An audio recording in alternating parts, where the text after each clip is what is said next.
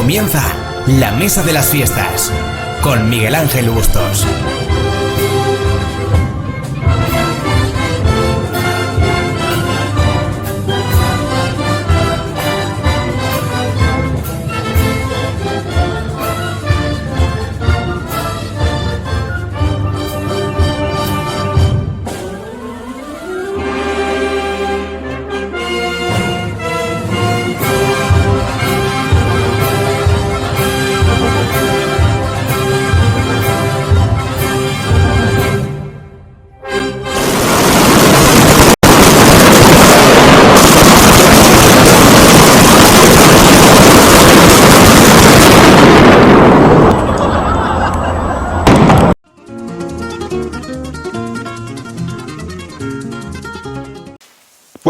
Buenas tardes, queridos espectadores de La Mesa de las Fiestas. Un miércoles más y estamos, donde siempre, Canal 35 de la TDT en Univers Televisión. Y ya hoy va a ser un último programa dentro de este formato durante unas semanas. ¿Qué vamos a tener hoy? Pues hoy vamos a tener cosas y además de peso. Vamos a, en primer de todo, don Antonio Díaz Tortajada. Ya sabéis quién es, ¿eh? Ya sabéis quién es. Ahora ampliaremos en su presentación un poquito más. ¿Qué vamos a tener también?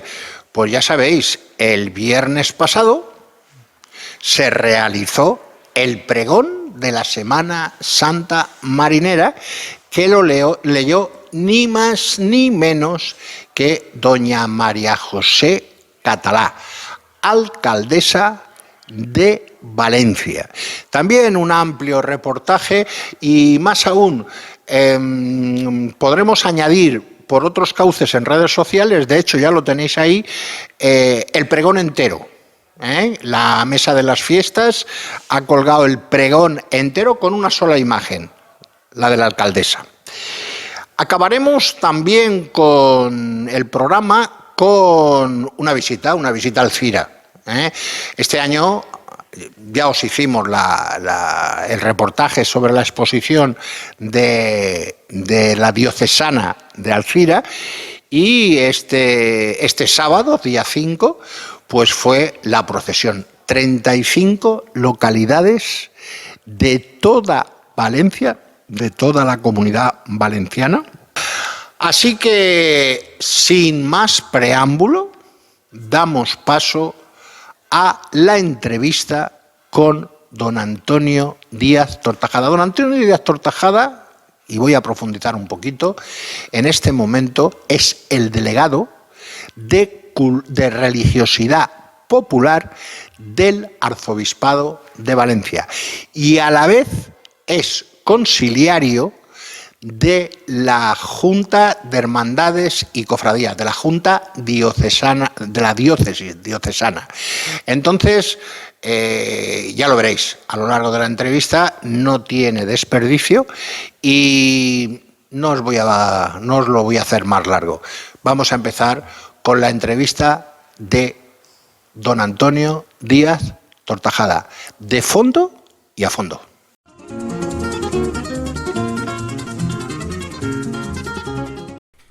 Buenos días. Ya como os he dicho en la entradilla, hoy tenemos a una persona que, bueno, para mí es un reto. Para mí es un reto el poderlo entrevistar. Para mí es un reto, bueno, pues que una persona tan conocida, tan apreciada y tan próxima a lo que ha sido y es los poblados marítimos, pues tenerlo aquí. Tenemos con nosotros a don Antonio Díaz Tortajada, sacerdote.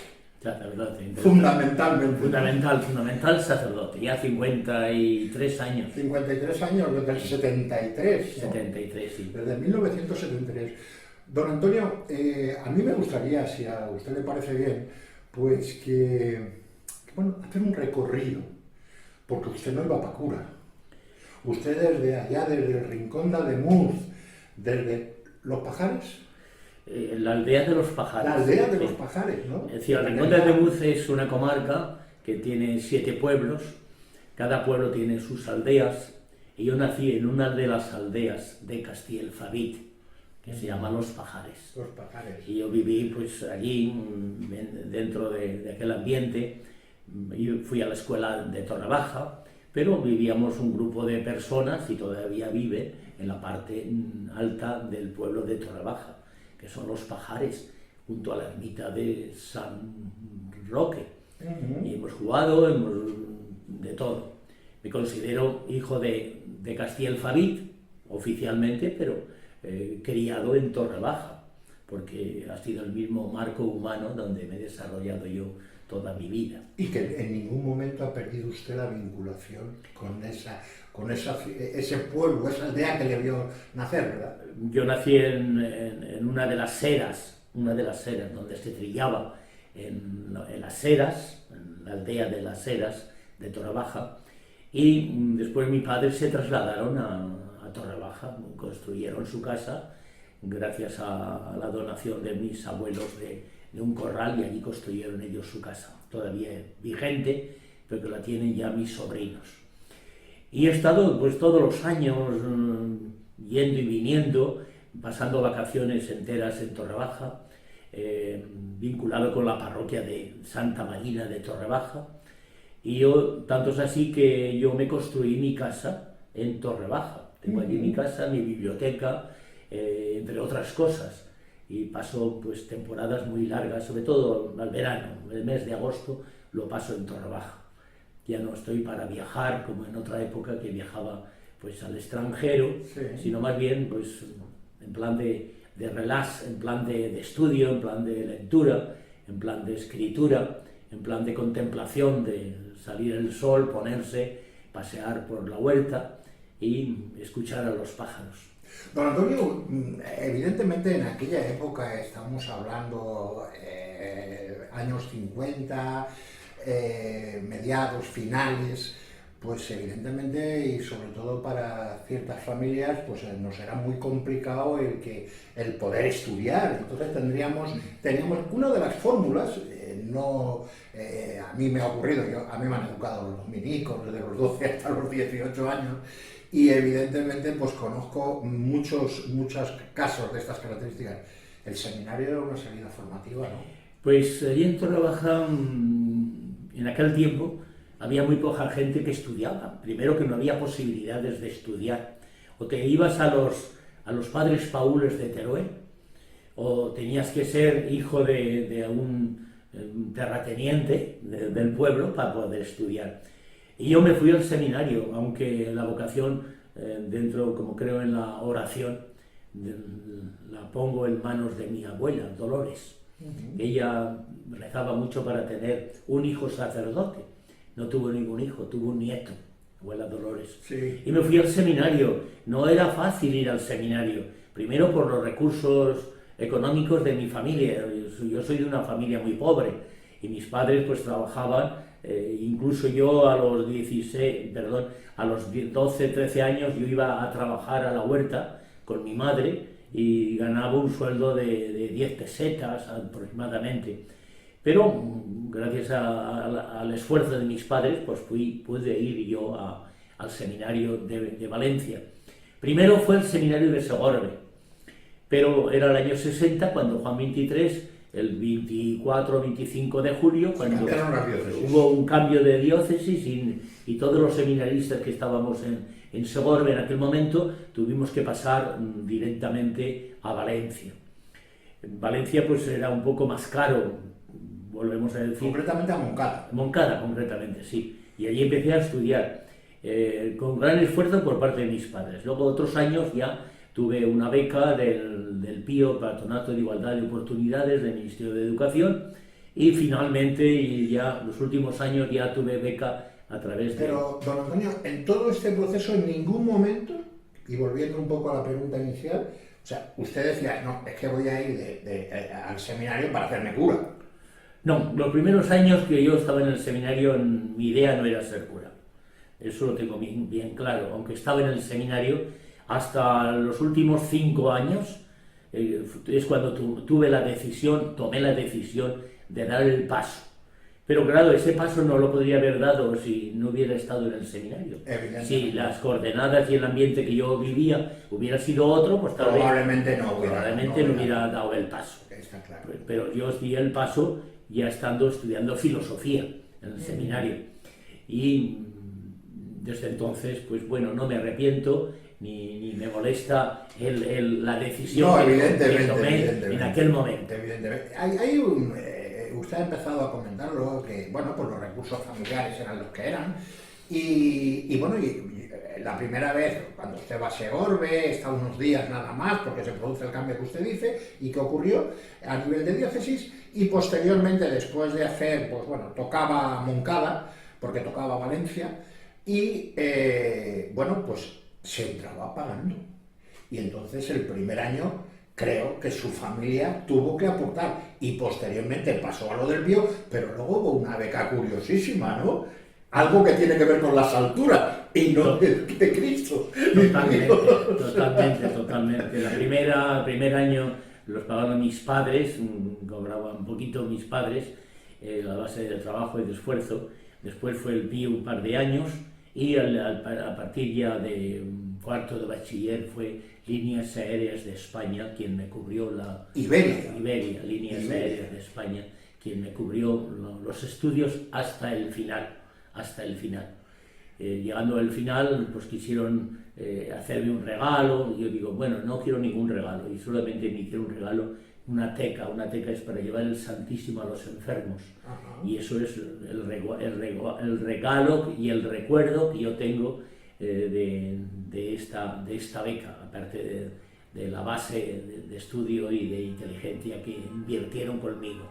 Curioso que estemos hablando de Iberia, que estemos hablando de aviones, que estemos hablando de aeropuertos, para que en un momento determinado su residencia oficial sea Manises, ¿no? Totalmente. Y nosotros vivíamos en el Rincón de Ademuz, Torrebaja concretamente, y al tercer año de estadio en el seminario, pues mis padres se fueron como emigrantes a Manises.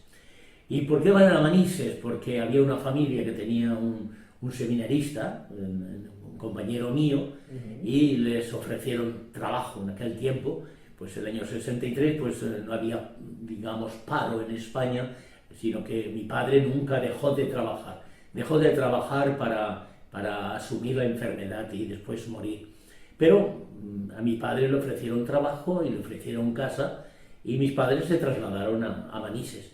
Y yo he sido, digamos, adoptivo de Manises, pues durante muchos años. La primera misa la canté en Manises, la celebré en Manises, primero en una parroquia, la parroquia del Inmaculado Corazón de María, después San Juan Bautista, después el Carmen, y he estado pues muy vinculado con Manises, y todavía lo estoy, dado que mis hermanos, los dos hermanos que tengo, los dos viven en Manises, y suelo ir todos los fines de semana de hecho, a sus casas. Algún articulista por ahí de Manises pone que el párroco manisero, dice manisero, aunque no nacido en Manises, le consideran como hijo de Manises.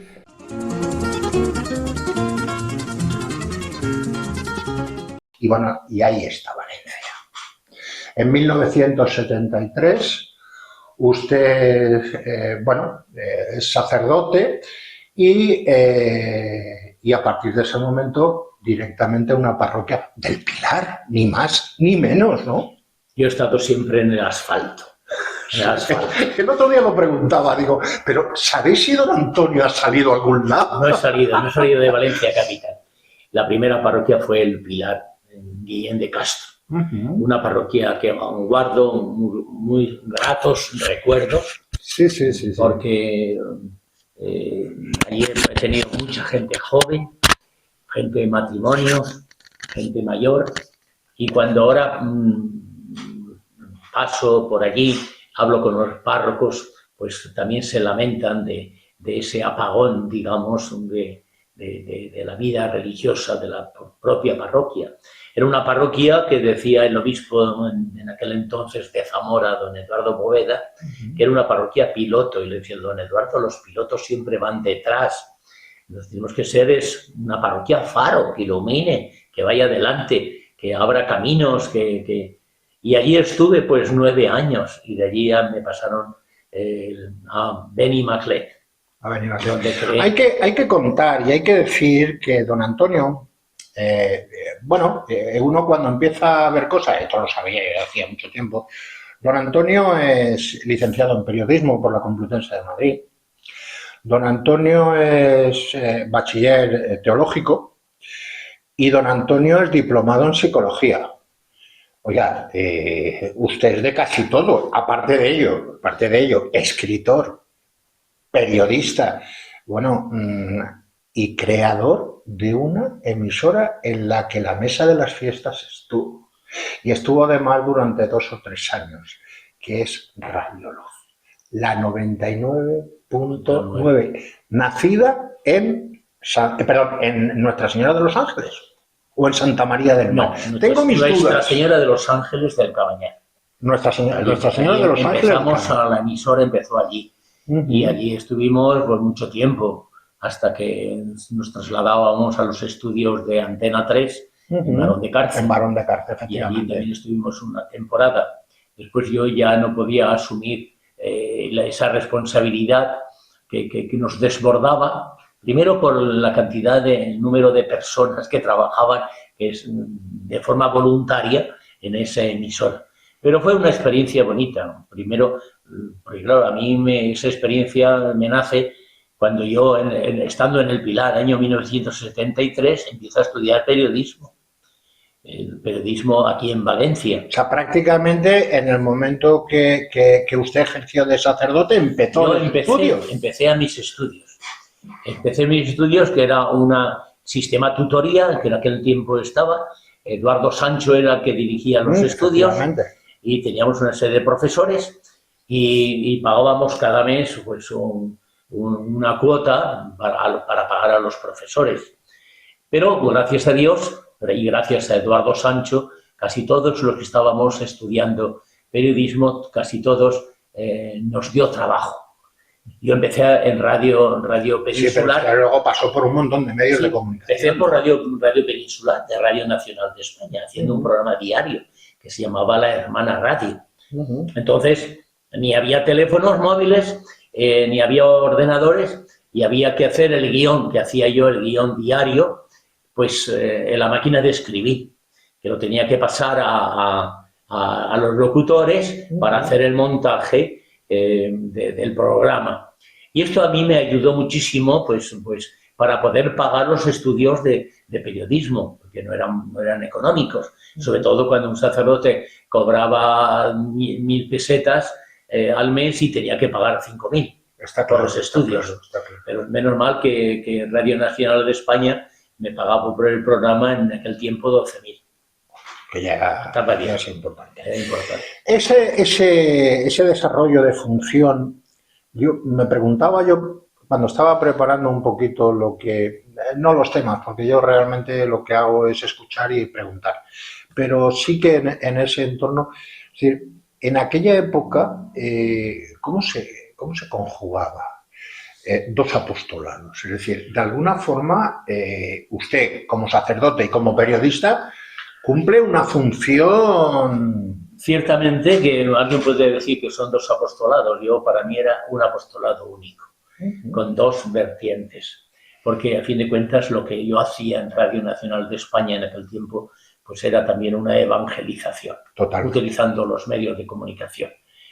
Para mí era llevar la buena noticia, la alegría, la esperanza a la cantidad de enfermos que en aquel tiempo pues escuchaban la radio.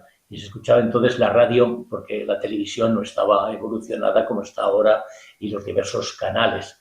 Y para mí, en el sentido de trabajar en el periodismo, ha sido siempre complemento a la misión evangelizadora, totalmente, una labor apostólica y evangelizadora. Bueno, empezamos ya con las parroquias. Antes le he cortado, por coger un hilo determinado, le he cortado en Benimaclet. Pero a partir de ese momento, yo no sé, a lo mejor es excesivo a un sacerdote decirle, padre, que que se encontró usted con la Semana Santa. Bueno, antes, me vengo a referir, sí, estando en Benimaclet, la conferencia episcopal me llama para, digamos, actividades de servicio. Y yo me voy de redactor jefe a una revista, la revista Vida Nueva. Vida Nueva. Y al mismo tiempo estoy trabajando en la COPE. En la COPE haciendo un programa semanal, que era El Espejo de la Sociedad. Era un programa en directo donde había intervenciones del público a través del teléfono. Y allí estuve en Madrid tres años. Y fue a los 3 años cuando yo, digamos, había terminado mi contrato, entre comillas, laboral, pues don Rafael Sanus me pidió que volviera a Valencia, porque en Valencia pues hacía falta. Y entonces es cuando me destinan a la parroquia de Señora de los Ángeles. Estamos hablando del 73, pero es que en el 78-84 usted es director de la oficina de prensa. Totalmente, sí. O sea, estamos hablando de un chaval de 26 años con, pues desde el 73 al 78, 5 años más, 31 años, y responsable como director de la oficina de prensa. Algo se estaba viendo. Bueno, ¿O es esa trayectoria que estamos hablando? Está dentro de la trayectoria, dado que yo estaba terminando mis estudios y entonces al venir a Valencia pues asumí esa tarea. Lo que pasa es que la oficina de prensa en aquel tiempo no estaba tan evolucionada como está ahora, con los medios que tiene ahora una oficina de prensa, la del arzobispado en concreto. Y teníamos una revista que era Iglesia en Valencia, no sé si tenía en aquel tiempo, sí, Iglesia en Valencia, titulaba. El director era don Manuel Plana, que yo lo había tenido de párroco en el Pilar, y yo era de coadjutor, y entonces los dos trabajamos juntos en la revista. Y ahí también empecé en la cadena SER, empecé en la COPE Valencia, haciendo una serie de informativos religiosos, etc. Es decir, que fue todo un engranaje y toda una tarea... Sí, porque deja usted en el 84, como decía, deja la dirección de la oficina de prensa y se le nombra secretario de medios de comunicación del arzobispo. Sí, estaba en la misma línea, todo en la misma línea. Es decir, que ha estado presente en todo momento, ha estado presente su función y su labor de alguna forma de difusión y de periodismo, ¿no? Totalmente. A lo largo de todo.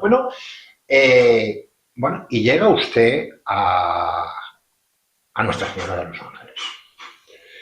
Y de golpe y porrazo se encuentran con esa Semana Santa que parece en ese momento, a nivel de celebración unitaria, independientemente de que cada parroquia pueda hacer sus celebraciones, es la Semana Santa en Valencia, la Semana Santa marinera, como celebración, independientemente de San Juan del Hospital, Cristo de las Penas, independientemente de todo eso. Yo llego a la parroquia de Señora de los Ángeles y llego con una gran ilusión. Y dice usted, hay una cosa muy fuerte también, que las cofradías y las hermandades y las corporaciones no siempre tienen esa vinculación con la... Llego allí y voy con una ilusión porque yo no conocía la Semana Santa, la conocía un poco de refilón, alguna procesión, porque yo había estado al estadio de Benimaclet, estando el trenet famoso, yo me venía, pero tenía que marcharme pronto porque el trenet terminaba su trayecto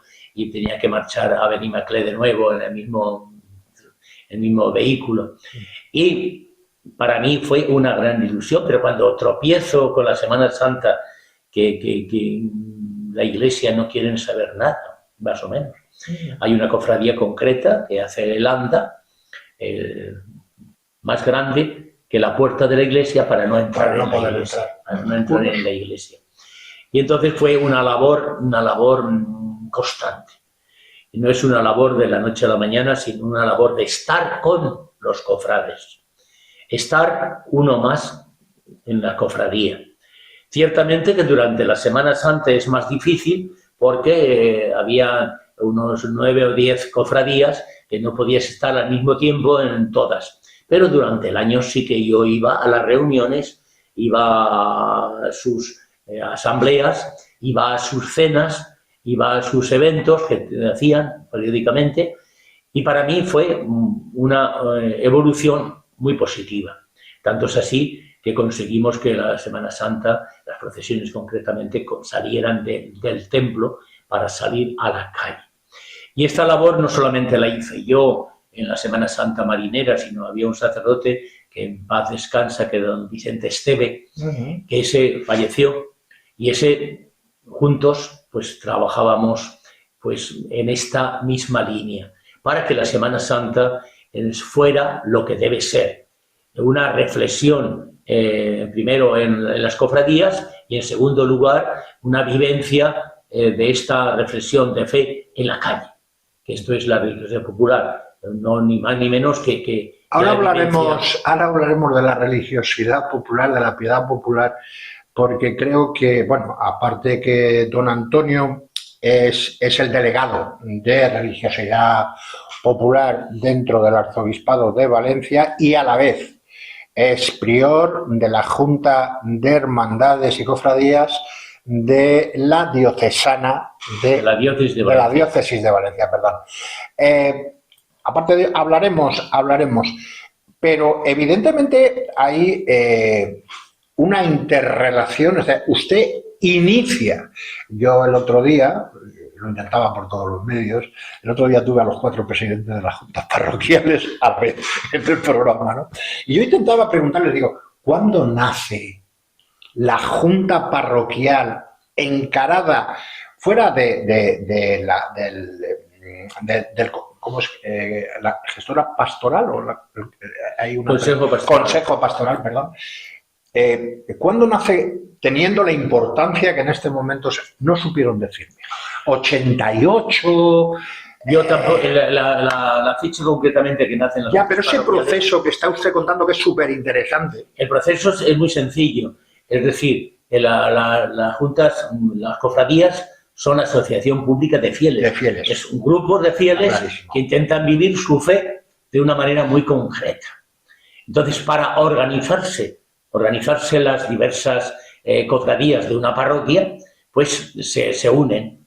Hay un representante de cada cofradía y se forma la junta parroquial, donde hay una serie de actividades comunes, no solamente religiosas, sino también lúdicas, festivas, y después las juntas parroquiales de las diversas parroquias pues se unen en la junta central, que es la junta de Semana Santa, que aglutina a todas las hermandades de la Semana Santa marinera. La Junta Mayor, que cumple 100 años. La Junta Mayor. Este año. Pero, ya digo, no sé en qué momento yo cuando llego a la parroquia de Los Ángeles ya estaba la Junta pues trabajando entre ellos.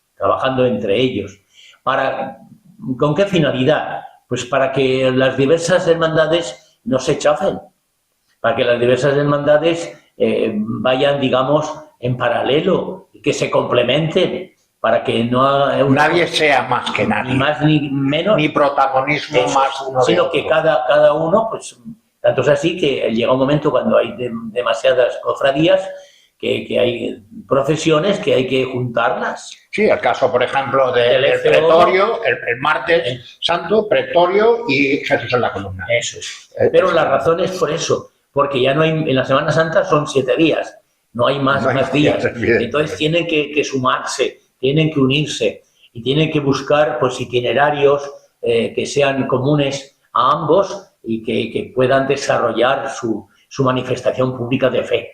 ¿Cuánto tiempo aproximadamente estuvo en Nuestra Señora de los Ángeles? Pues estuve unos 9 años. Unos 9 años. Y otros 9 en Santa María del Mar. Es lo que iba a decir. Es por terminar el recorrido para ya entrar en otra materia. De ahí pasa directamente a Santa María del Mar. ¿Dónde es prior de la Semana Santa? ¿En Los Ángeles o en Santa María del Mar? En los 2 sitios. En los 2 sitios. En los 2 sitios, dado que los curas que estábamos en el distrito marítimo, pues yo sustituyo como prior a Vicente Esteve, que fallece.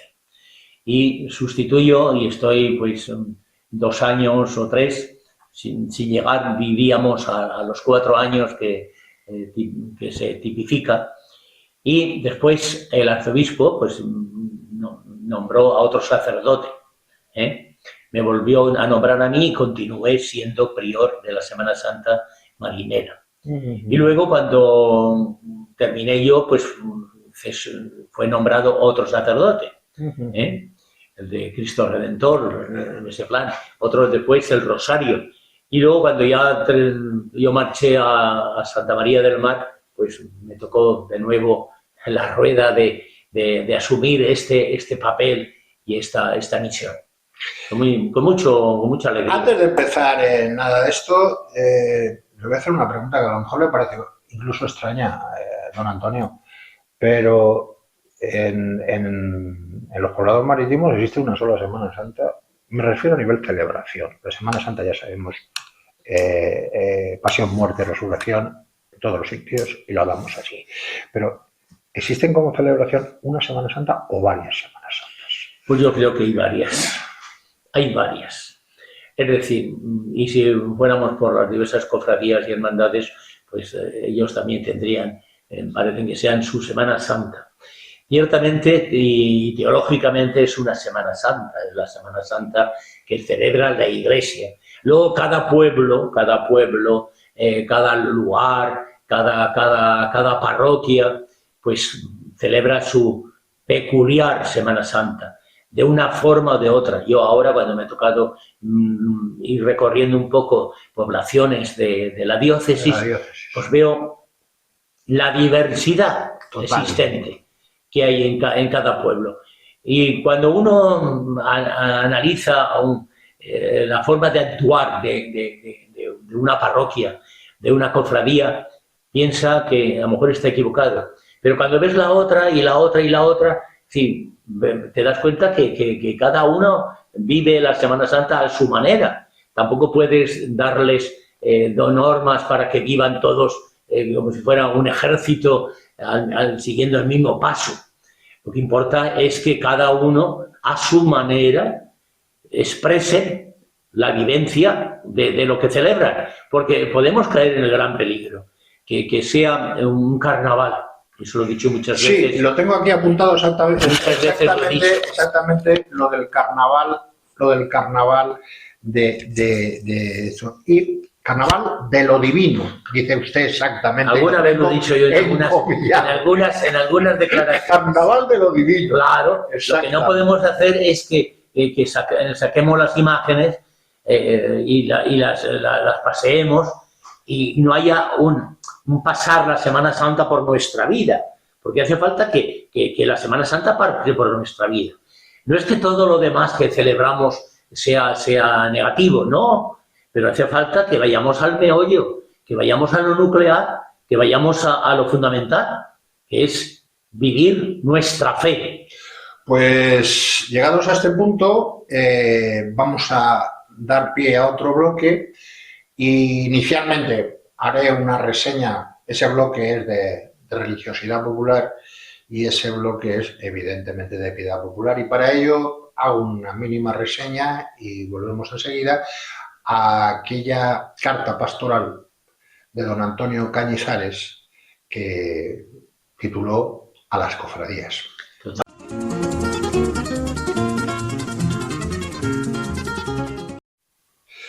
Pues seguimos, don Antonio, con esta otra parte, la religiosidad o la piedad popular. Defíname qué es la religiosidad popular, don Antonio. Pues la fe de que vive un pueblo, así de sencillo. Pero tiene que ser fe y que sea vivencia del pueblo.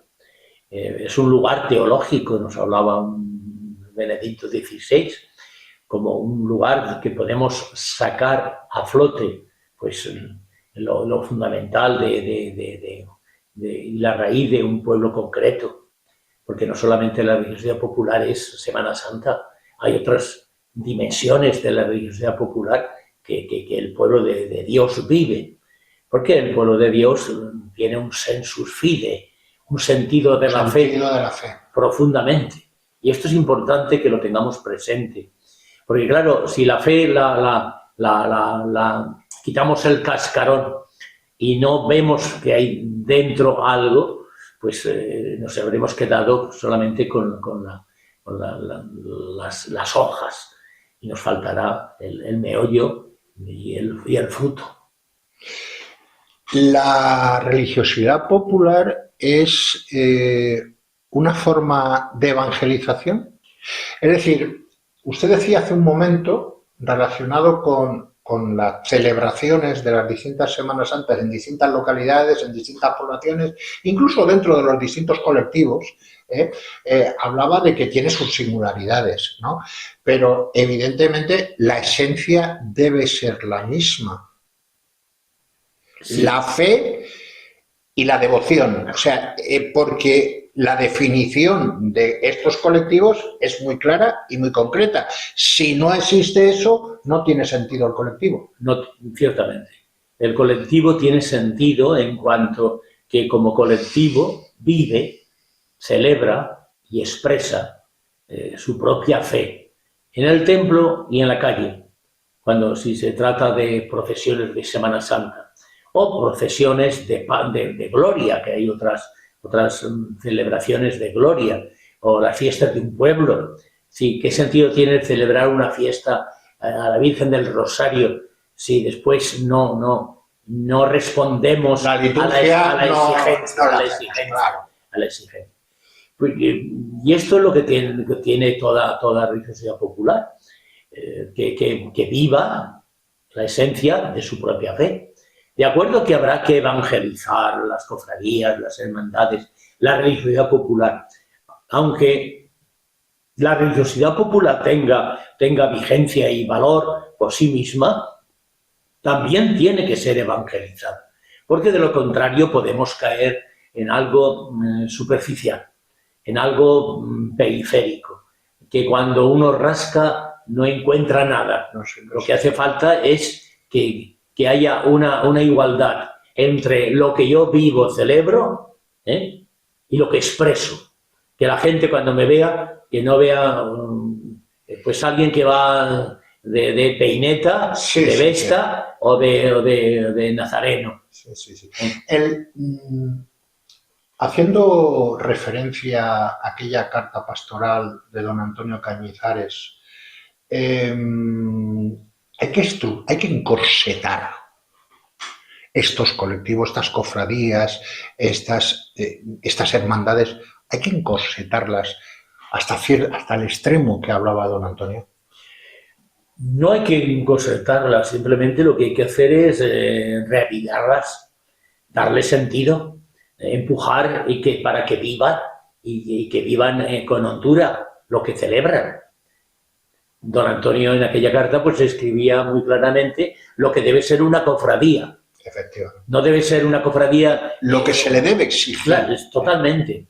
Que muchas veces nuestras cofradías pues están muy lejos de vivir esa dimensión profunda que el arzobispo en aquel momento pedía y también pide el Papa Francisco, Benedicto XVI y Juan Pablo II, a través de todos sus escritos, cuando han hablado de religiosidad popular, han pedido que las cofradías, primero, sean motivo de ser evangelizadas.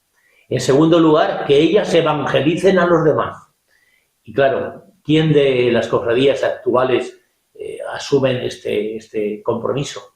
Pues muy pocas, muy pocas. Vamos arrastrando, vamos llevándonos por la dicha de salir a la calle, que lo más importante para mí es ese traje, o es esta cena, o es el clavario tal, y si el clavario en la medida que es más alto en política, pues para mí es una mayor honra, mayor gloria, y buscamos eso, que nos aplaudan y sobre todo que hablen bien de nosotros. Usted en un momento determinado comenta que bueno, yo luego lo he reinterpretado. Don Antonio, no soy textual con lo que usted dice, pero la trampa de la cultura. O sea, llevamos 2 años atrás, pues en todas las fiestas religiosas, también en la Semana Santa, ha ocurrido en el Corpus, ha ocurrido en San Vicente, ha ocurrido en muchas de ellas, de aquello de que es que como también es cultura, pues nos hemos centrado, o se han centrado más en ese aspecto cultural. Mi argumento siempre es el mismo. Puedes tener toda la cultura que quieras, pero Cristo sacramentado, Cristo sacramentado. Si le quitas eso, ya no hay cultura, ya no hay nada. Totalmente. ¿Es así? La fe se debe hacer cultura, se debe expresar. Y cuando el hombre, el creyente, expresa su fe a través de una pintura, una obra musical, una escultura, pues es la fe que se ha hecho cultura. Y una fe que se hace cultura es importante, pero no podemos quedarnos solamente ahí, en la cultura. Es algo más que cultura. La fe es vivencia de un pueblo, la fe es vivencia de una comunidad, la fe es vivencia de un colectivo. Y podemos caer en la trampa grande de convertir la fe en simple cultura y al mismo tiempo pues la vaciamos del sentido original. Y cuando la fe la hemos convertido en cultura simple y llanamente, no tiene sentido de nada, porque el sentido que da a la cultura. Tiene un cuadro, una escultura. Si le quitamos el motivo principal por el cual nació esa escultura o esa pintura, nos quedamos como un ciego ante un cuadro que no ve nada. En esta religiosidad popular, yo creo, no sé lo que le parecerá a usted, me imagino que también, que existen unas líneas rojas. Es decir, bueno, yo no digo estamos en el siglo XXI, se tiene que atraer a la juventud, yo siempre he dicho que para querer algo, la religión también, hay que conocerlo. Si no lo conoces, difícilmente puedes eso. Entonces, con la excusa de que tienen que entrar gente joven o hay gente que no tiene una religiosidad aparente y tal, pero que no le toquen su paso de no sé qué, ¿se están haciendo los colectivos excesivamente permisibles? Más que permisibles, muchas veces se van diluyendo de lo que deben ser, ¿eh? Nos quedamos, ya digo, en las hojas y no vamos al fruto. Y tristemente, de acuerdo que la gran labor de la Iglesia, la gran labor de los sacerdotes, la gran labor de los misioneros en esas realidades, tiene que ser hombres creyentes que busquen y que ahonden lo más fundamental. Cuando uno se encuentra con hermandades y cofradías que lo fundamental lo arrinconan, estamos matando. Pensamos que hacemos futuro, pero para eso hay otras realidades. Yo para eso me quedo con los moros y cristianos y con otras fiestas que también es religiosa. También, que nace en un momento de la religiosidad. Nacen las procesiones entre las soldadescas, dando gracias y tal. Pero ahí está. Pero ahí tiene. Pero no es la esencia no es. Aunque en su origen fuera la lucha de los cristianos contra aquellos que no eran creyentes cristianos en ese plan. Pero en muchas cofradías hoy, tristemente, y por ese motivo van perdiendo su identidad. Cuando una cofradía, una hermandad o un grupo pierde su identidad, vamos perdiendo todo, nos quejamos. Por eso cuando yo leo en una puerta de cofradías, se admiten altas ¿para qué? ¿Para ser santos? ¿Para ser un poco más creyentes? ¿O para tener mayor número en una procesión? pues muchas veces es para tener más número en una procesión, porque todo lo demás no hay nada. Digamos que es todo vacío de contenido, y cuando hay vacío de contenido no hay exigencia por parte de los cofrades y no atrae. Atraerá el color, la vistosidad, un traje, etcétera, pero no atrae a la gente. Hoy donde más atrae un colectivo es donde hay mayor exigencia, mayor petición de hondura de la fe propia, y allí donde cada uno de nosotros podemos encontrar un sentido y una esperanza a nuestro vivir de cada día. Pero si no existe esto, pues vaciamos tristemente. Y ahí está la labor de los misioneros, evangelizadores, sacerdotes, catequistas. Ahí está el asunto. Ahora acaba usted de nombrar, pues, catequistas, todo el personal del clero, pero ¿y la labor del colectivo? Me explico. No hace mucho hacía un programa con un pequeño reportaje de Lourdes Hernández, que es la imaginera que va a hacer el paso, ya lo conoce usted, del Extremo, que lo va a reformar y tal, y entre otras cosas decía que ella siempre se ajustaba a lo que la cofradía o la hermandad deseaba. Había veces que la imagen optaba por la belleza, en valenciano con el rebombori, y otras veces por la pasión. Eso está ocurriendo también en otros ámbitos, en todos los ámbitos, con arreglo a lo que usted estaba diciendo, en las hermandades, en las cofradías. Pues optamos a veces por pues muchas veces lo folclórico. Buscamos lo folclórico, buscamos el número, buscamos el aplauso, buscamos que hablen bien, que figurar en primer plano de todo. Porque claro, cada vez cuando yo veo en una hermandad, una cofradía, que nombran a un clavario, ¿qué sentido tiene? Un clavario de honor, ¿para qué? ¿Para sacarle dinero? ¿Para ser un florero y la flor en el florero? Porque claro, lo que importa en una cofradía no es el que aparentar, lo que importa es ser. Y hay una diferencia. Y el compromiso. Totalmente. Porque claro, no podemos ser si no hay un compromiso. Hace falta que haya un compromiso por parte de una hermandad. Ciertamente que hay cofradías que al 100% no podemos pedir de exigencia, pero podemos pedir al 50, 70, porque otras veces nos quedamos con el 0,5.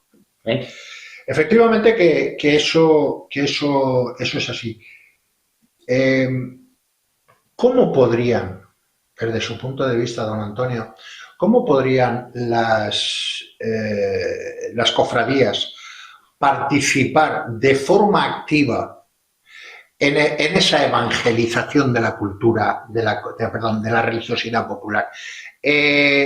Bueno, usted conoce lo mismo que yo, pues hermanos cofrades de la Semana Santa Marinera, pues que son catequistas. Pero los menos. Los menos. Entonces, ¿cómo podrían? Pues cada cofradía y cada hermandad está dentro de las coordenadas de una parroquia. Y la parroquia ofrece catequesis para adultos, para los propios miembros de las cofradías, y una vez catequizados uno, pues puede devolver esa catequesis a los demás. Hay cofradías que hay catequesis de niños, de adultos, de jóvenes. Y ahí es por donde hay que trabajar. Ese es el camino. Ese es el camino. No podemos de la noche a mañana tener ahí un florecimiento de cristianos. No, el cristianismo siempre es minoritario. Siempre es de pequeños grupos, de pequeñas comunidades. Y las cofradías pues es un filón que tenemos para trabajar. Yo, gracias a Dios, estado en parroquias que no he tenido cofradías, y cuando uno dice podéis ir en paz al final de la misa, en el podéis ya la gente se ha ido. Ya se ha ido. Se ha ido. Sin embargo, en las cofradías tienes acceso a esa gente, porque tienes acceso a sus locales, a poder darle un abrazo, a poderle invitar a participar en una catequesis, en una serie de actos parroquiales, pero ahí es la tarea del pastor, del sacerdote. No es una tarea que nace de la noche a la mañana, y que las cofradías no se convierten como si fueran por esporas. Hace falta un trabajo. No son de generación espontánea. No, nada. No son de generación espontánea. Yo, para ir finalizando, don Antonio, sí que me gustaría pues hacer un poco, que hiciera usted un poco el análisis, ¿no?, de lo que es la Semana Santa en Valencia en general.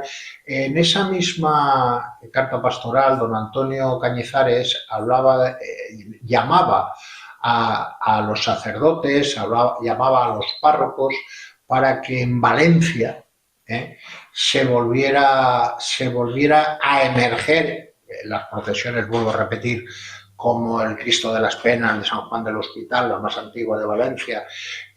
Posteriormente surgió Viernes Santo con el Santo Entierro, con el Fosal, y muy recientemente, que fue un encargo, yo creo que de don Antonio, está la pastoral universitaria que ha ido a procesionar este año pasado desde la parroquia de San Vicente Ferrer, ¿no? Entonces, ¿qué necesita? Luego nos encontramos con lo que es la Semana Santa Marinera.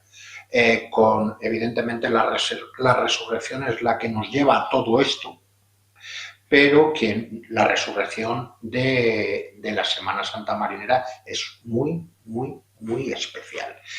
¿Qué tiene la Semana Santa Marinera? ¿Qué debería, la Semana Santa de Valencia, perdón, qué debería tener y qué debería dejar? Pues la Semana Santa en general debía tener los sacerdotes que estuvieran convencidos de que la religiosidad popular es un gran filón de evangelización.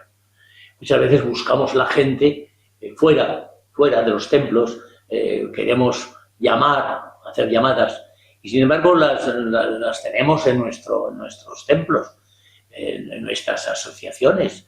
Es decir, acerquémonos a las cofradías, los sacerdotes, los catequistas, acerquémonos, valoremos lo que hacen, porque claro, lo que no podemos hacer es ir a las cofradías para destruir lo que están haciendo. No, valoremos lo que hacen, y desde la valoración de lo que hacen vayamos construyendo, vayamos edificando pues cristianos convencidos de su tarea, de su misión, y al mismo tiempo que ellos mismos puedan salir a las calles anunciando lo que ellos viven. No podemos decir tampoco que nosotros somos los únicos. Es decir, no. Valencia, ya me gustaría a mí que Valencia discurriera por una serie de hermandades en diversos lugares. Es decir, ¿por qué el barrio de Patrais no puede tener una Semana Santa con 2 o 3 cofradías? ¿Por qué el barrio de Ruzafa no puede tener una serie de cofradías? ¿Por qué el centro de Valencia no puede tener? Es decir, que no pensemos que somos el ombligo del mundo. Las cofradías, de acuerdo que históricamente han nacido en un tiempo y en un lugar muy determinado, muy concreto, pero que pueden nacer en otro lugar muy cercano, muy cercano. Porque lo que pasa es que la Semana Santa Marinera pues casi han cerrado la llave para que todas las Semanas Santas vayan a la misma fuente, y no, pues pueden ir, y esto puede molestar a alguien que me escuche, pueden ir a otra fuente a construir sus cofradías y sus hermandades. Ya quisiera yo que en la Valencia capital hubiera 82 cofradías. Claro, eso es difícil porque realmente hay quien sostiene históricamente que Valencia nunca tuvo su Semana Santa, porque sí que es cierto, en el libro de Baltasar lo pone, bueno, el dato yo particularmente lo conocía desde hacía mucho tiempo. Hay un catedrático de la Universidad del Cairo en el cual explica que en las capitulaciones Fayán le dice al Jaime I, le dice, mire usted, lo mismo que nosotros hemos permitido que ustedes celebren procesiones de Semana Santa, déjenos ustedes que practiquemos nuestro eso. Entonces, por eso sí que ha habido celebraciones, desde mi punto de vista, parroquiales, como tiene que ser, y no hay más.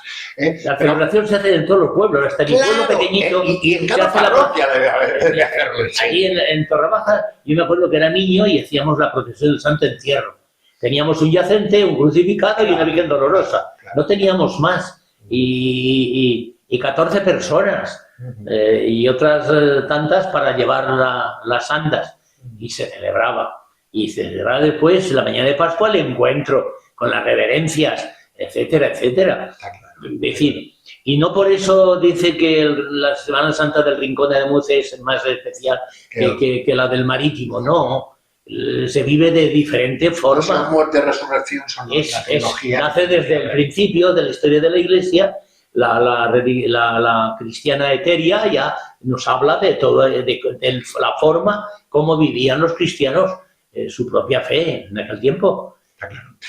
Ya, esta sí que es la última. Sí que me gustaría, como exponente de esa religiosidad popular, la procesión. Entonces, usted ha escrito también en algún sitio, y lo ha dicho en algún sitio, que hay una trilogía de la procesión en 3 aspectos: el teológico, el litúrgico y el antropológico. Explíquelo un poquito.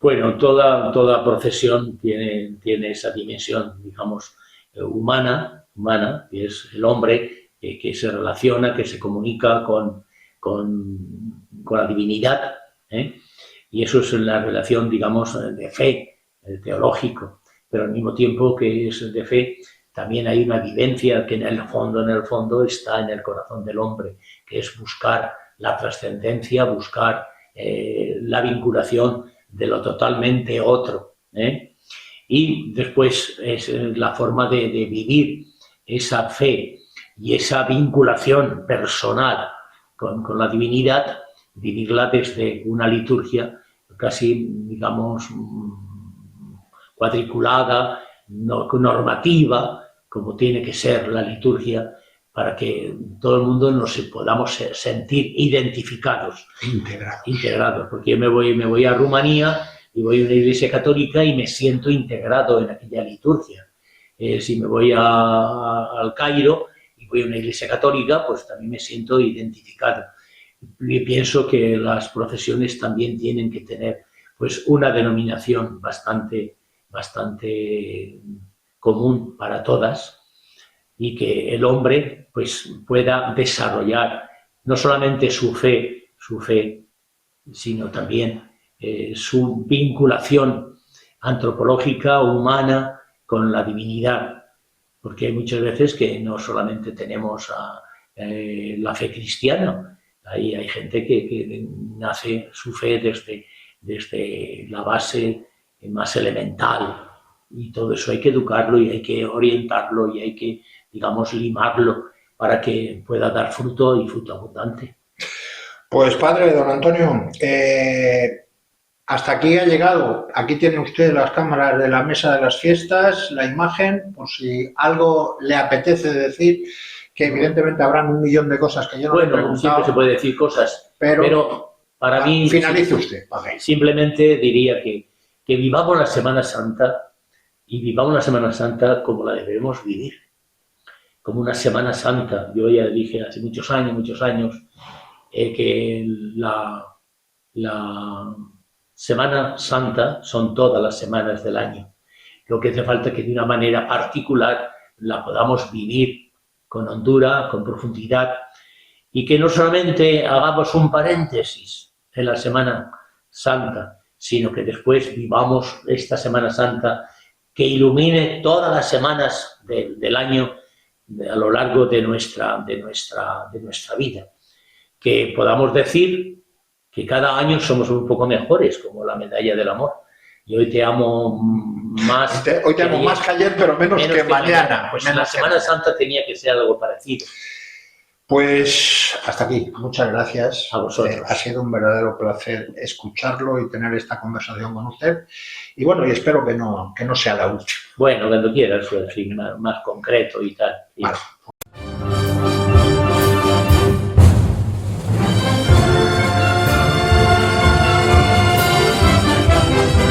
La Mesa de las Fiestas, con Miguel Ángel Bustos.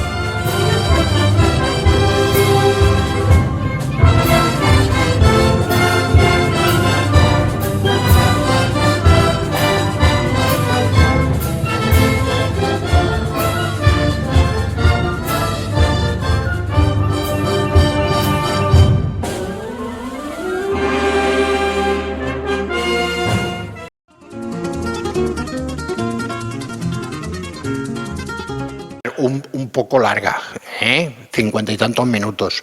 Pero claro, es que ¿quién es el guapo que coge y empieza a cortar lo que ha dicho don Antonio? Si es que todo es válido, nada tiene desperdicio, es que no le cabe más. Pero bueno, como os decía, seguimos con el otro reportaje que también fue muy interesante, de la iglesia de Nuestra Señora de los Ángeles, aquí al ladito mismo. Bueno, pues en Nuestra Señora de los Ángeles tuvo la presencia de la pregonera 2025 en la persona de la alcaldesa de Valencia, María José Catalá. Hubo una gran afluencia de gente, evidentemente de autoridades civiles, militares y religiosas. Presidió el arzobispo don Enrique Benavent. Yo lo he escrito por ahí en algún post, en algún artículo. He dicho que era un pregón cortito y al pie. Es decir, no estás acostumbrado, y más con una persona tan relevante como la alcaldesa de Valencia, pues a que un pregón dure 12 minutos. O sea, ni mucho menos estás preparado para ello. Esa fue la duración de eso. Hubo un apartado musical también muy, muy interesante y bueno, pues es un referente, el pregón de la Semana Santa Marinera, que pone en marcha toda la parafernalia, todo el camino de estos días de pasión, muerte y resurrección, sobre todo en la Semana Santa Marinera. Un pregón desde el sentimiento, como muy bien dijo en sus palabras finales don Enrique Benavent. Una mujer como María José Catalá, que es gragüera, sus padres, sus abuelos, dueños de una carbonería, en fin, que hablaba con conocimiento de causa desde el sentimiento que le provoca ser de esta parte de Valencia. Una mujer que a la vez está integrada en algún colectivo de la Semana Santa Marinera y que evidentemente se jacta de ello. Una cosa fundamental, si oís el pregón entero, veréis que repite hasta la saciedad. En varios momentos del programa de hoy se habla, la Semana Santa de Valencia es la Semana Santa Marinera. Ella misma se lo pregunta el por qué y ella misma se lo contesta. Es porque os lo habéis ganado a pulso. Así que vamos con el reportaje de el pregón de la Semana Santa Marinera 2025.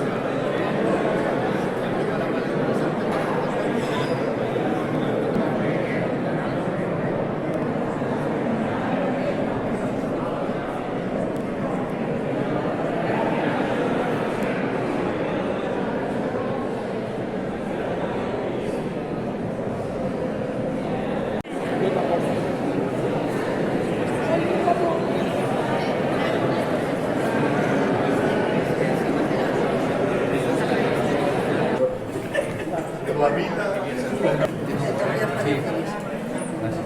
¿Qué tal? Muchas gracias.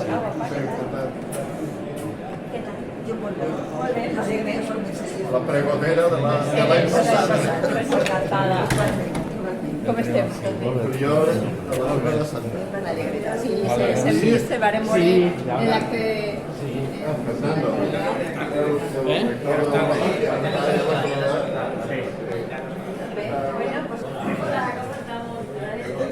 Vale, perfecte. Gràcies.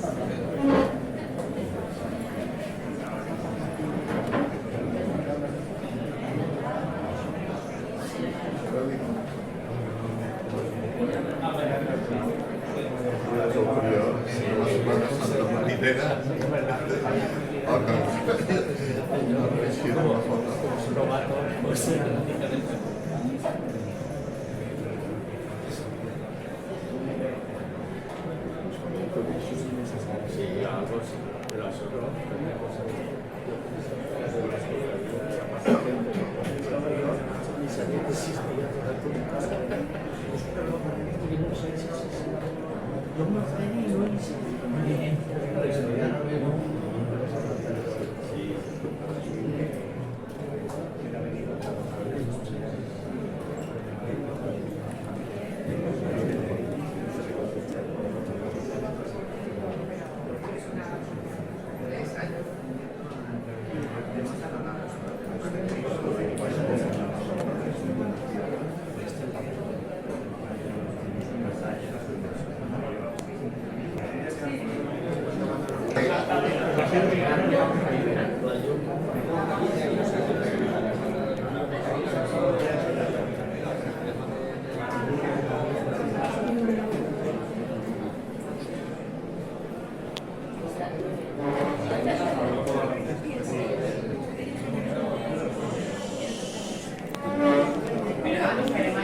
Esperem que vingui la llum,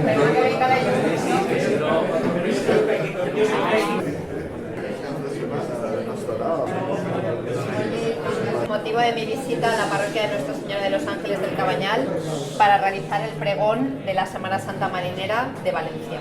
Es un orgullo ser pregonera en el año del centenario de la Junta Mayor. Gracias por este honor y por ser los guardianes y veladores de la Semana Santa Marinera, la Semana Santa de Valencia.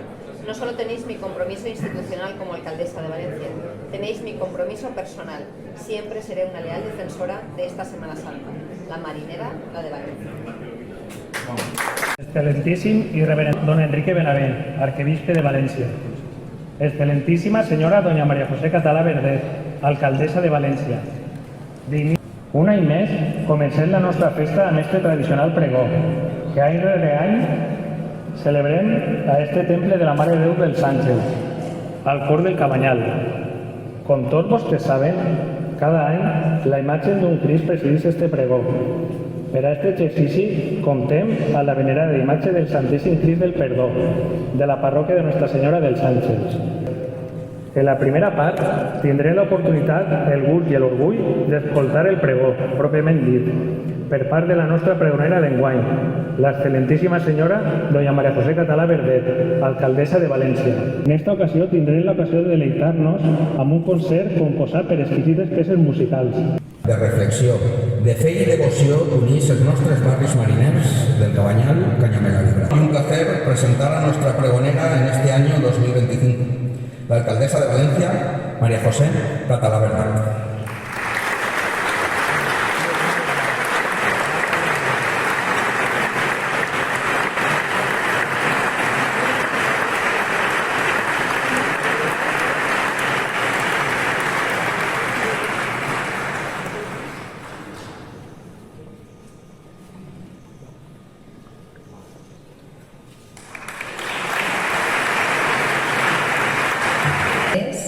Fallera Major de València, honorable, la variesa de les festes vicentines, representants de totes les festes de la ciutat de València, autoridades, señoras y señores.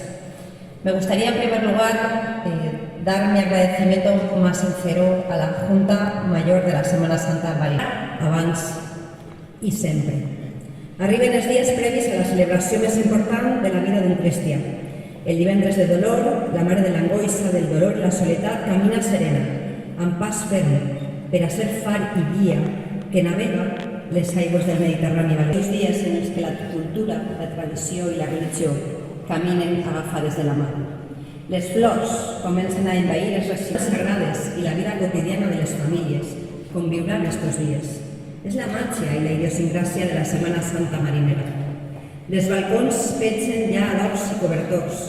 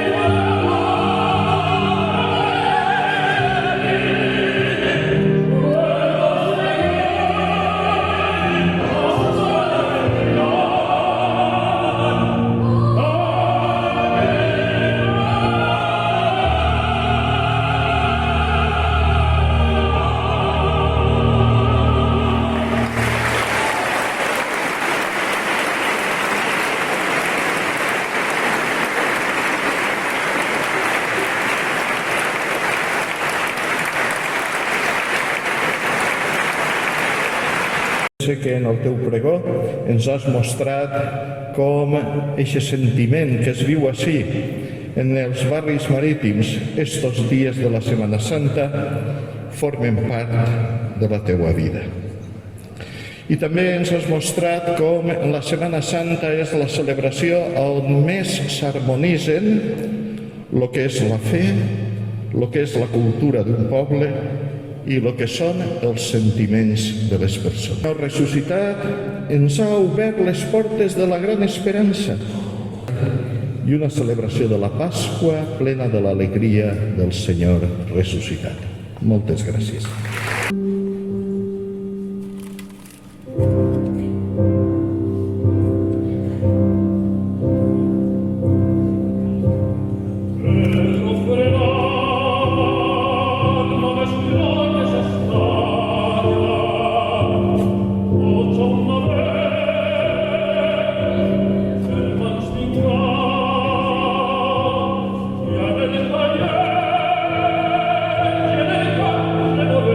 Yeah.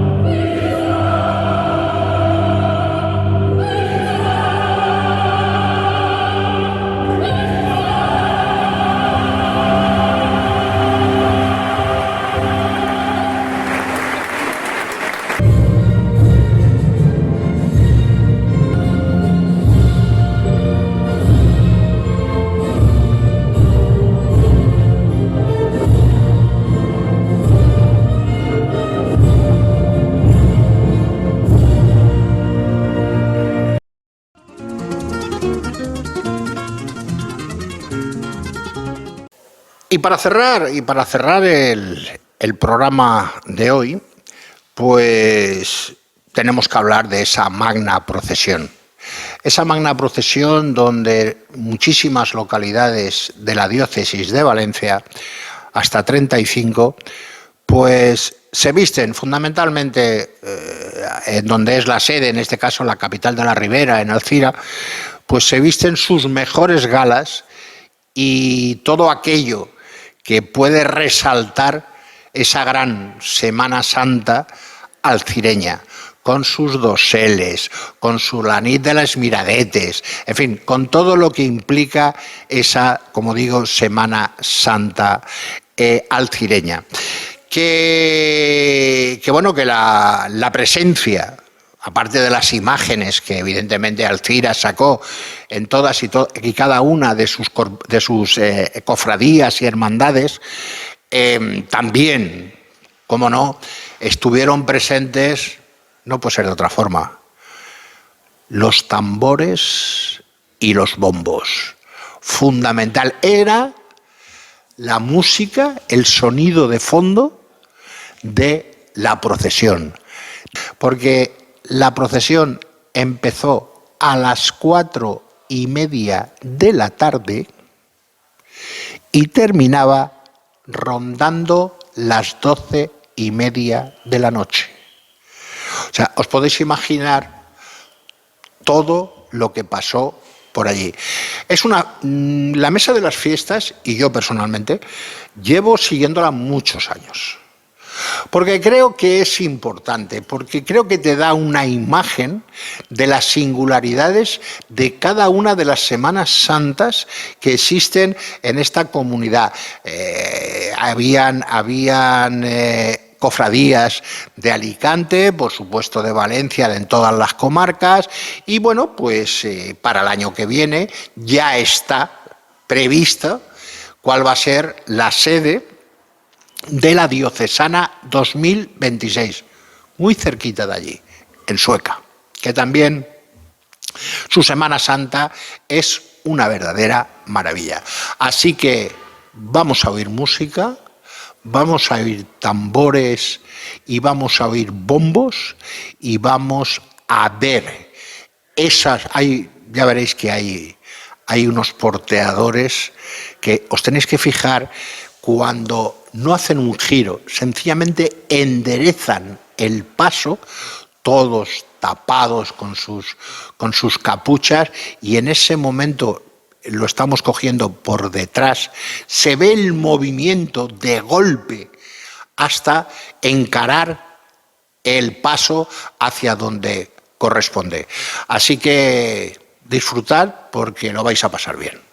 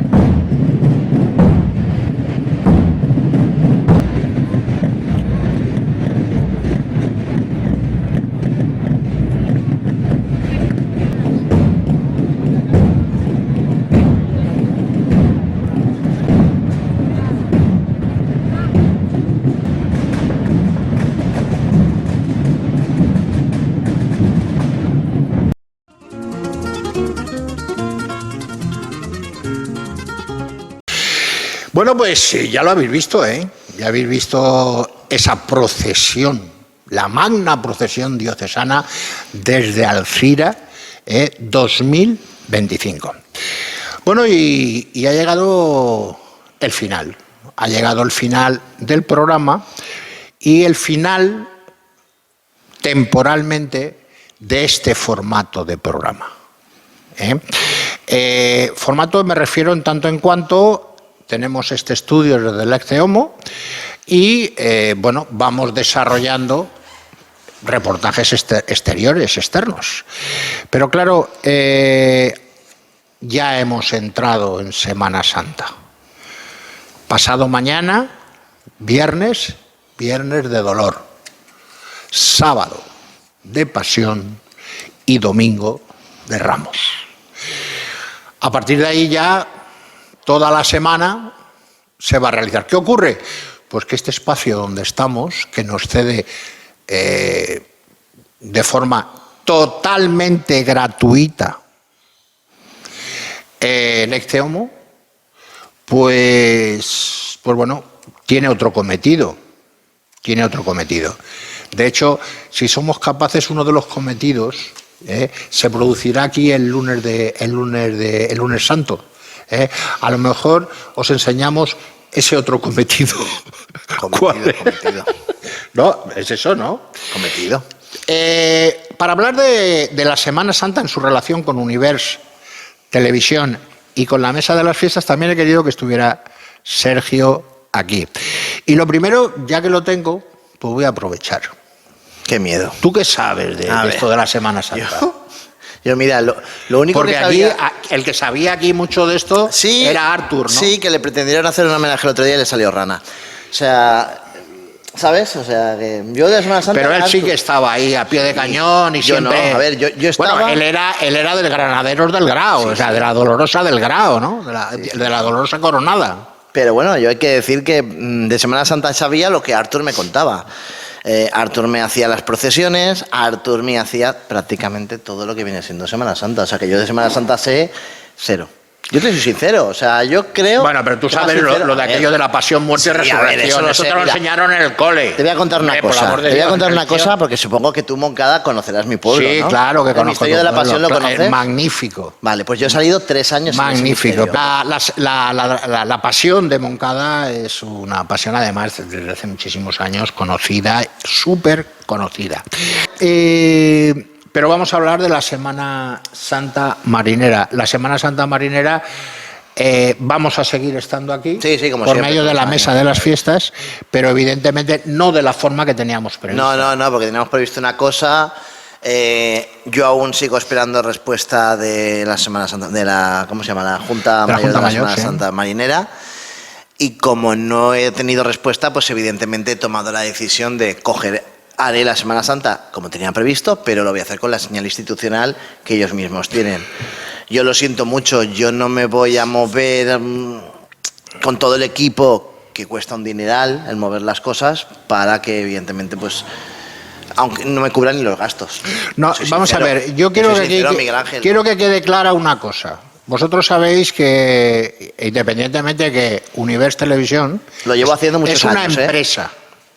Ojo, es una empresa cuya obligación fundamental de una empresa es, si no ganar excesivo dinero, por lo menos no perder. Pues eso. Por lo menos no perder. Entonces, Univers, lo digo porque hemos estado codo a codo en la calle La Reina, y ellos han hecho todo lo que han podido siempre. La Mesa de las Fiestas ha sido otra cosa. La Mesa de las Fiestas, incluso por radio, muchas veces, 99.9, otra radio que tenía F Radio. Hemos retransmitido un montón de veces, incluso por televisión. Sí, también. Estuvimos en Canal 21, en fin. FTV. Ahí hemos estado siempre, en FTV, siempre. FTV, por ejemplo, lo hicimos Artur y yo desde su cofradía y quedó una procesión súper bonita, diferente, porque no era la misma procesión que hacían todo el mundo, porque parece no puede hacerla desde una cofradía. es totalmente distinto a hacerlo, en este caso, desde la calle de la Reina, que evidentemente... Pues esa es la postura de Universo Televisión. Y la mesa de las fiestas, pues la mesa de las fiestas ha estado siempre ahí. No ha tenido nunca el problema ese, porque realmente o los medios los han puesto otros, o cuando yo lo he hecho desde mi canal YouTube, pues he necesitado otra persona que me cogiera, que me diera como partener de voz. Y pare usted de contar, nada más, un directo desde YouTube, y la verdad es que, como siempre, muy agradecido por la cantidad de visualizaciones. Este año no es así. A mí me gustaría, francamente, no tengo que decir lo contrario, a mí me gustaría contar y cantar las excelencias de ese santo entierro del Viernes Santo. Me encantaría y me gustaría mucho también contar y cantar las excelencias del desfile de resurrección. Ya sabéis, el montón de flores que siempre nos llevamos, porque dice que contra más flores saques en ese desfile, más te sientes apreciado.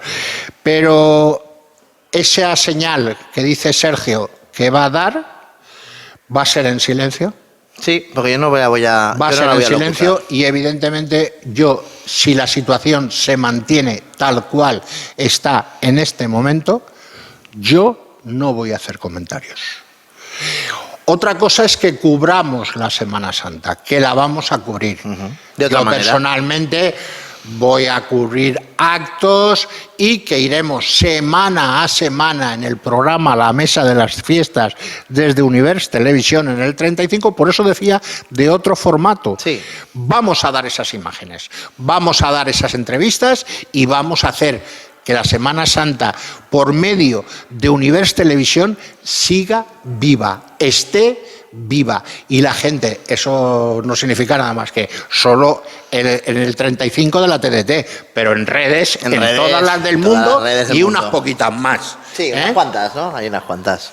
Entonces... A ver, yo lo que te digo, a mí me da pena no hacerlo, ¿vale? Porque es una cosa que le debo a Artur. Y sobre todo por homenaje a él también. Sí, que como dicen algunas personas que están en el cielo, yo ya sabéis que yo soy creyente hasta cierto punto, directamente pues era como un homenaje que creo que le debo, que si no se lo hago este año... Y yo me sumaba a ese homenaje. Que se lo haré el año que viene, no os preocupéis, si no se lo hago este año... No, lo vamos a hacer, lo vamos a hacer. De alguna manera. De sobra, claro que sí.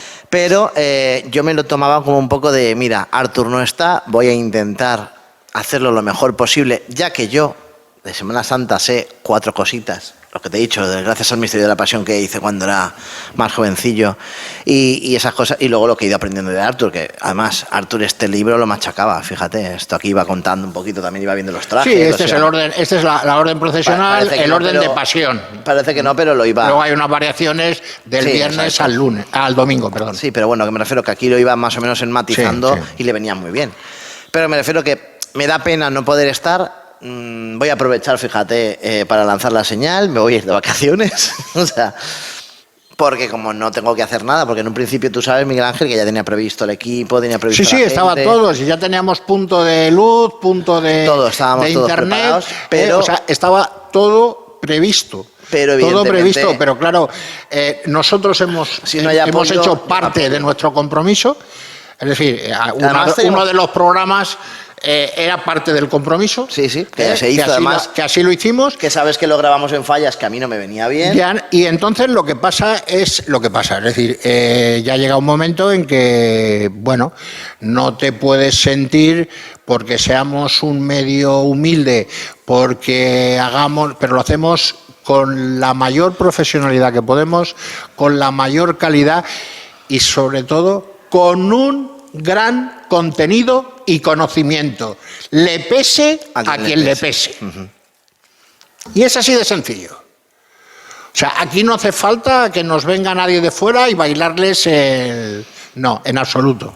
Nosotros estamos aquí. Pues bueno, que quede claro esto, que si no hay ninguna variación... haremos la señal a raíz de... seguiremos... Viernes y domingo, ¿no? Viernes y domingo. Pues ahí estaremos. Viernes y domingo. Lo daremos en directo. Y como hacemos si todos los hay años, si hay alguna variación de este miércoles a la semana siguiente, pues ya intentaremos en el programa próximo, que todavía estamos a tiempo, en el miércoles que viene, ya os comentaríamos, oye, pues sí, porque había un apartado que a mí me interesaba mucho este año y creo que lo comentamos en este programa, que es el apartado música. Sí, exactamente. Es decir, íbamos a buscar un planteamiento para que la música se escuchara como esa banda sonora de ese santo entierro. Pero bueno, así, que ¿cuándo vamos a volver de nuevo a esta que ya la consideramos un poco nuestra casa? Pues en mayo. Sí, porque fijaros, ahora viene Pascua, primero viene Semana Santa, luego viene Pascua y luego viene San Vicente. Sí, exacto. Entonces, prácticamente, hasta que no pase San Vicente, no volveremos a realizar el programa con este formato. Ya veremos a ver, os lo avisaremos también, lo del tema de San Vicente. Así que, queridos míos, gracias, volvemos en la semana que viene, de otra forma, pero aquí seguiremos y aquí os seguiremos dando pues cosas que os puedan interesar o que por lo menos a nosotros nos parezca que os puede interesar. Gracias, Sergio. De nada, Miguel Ángel. Nos vemos.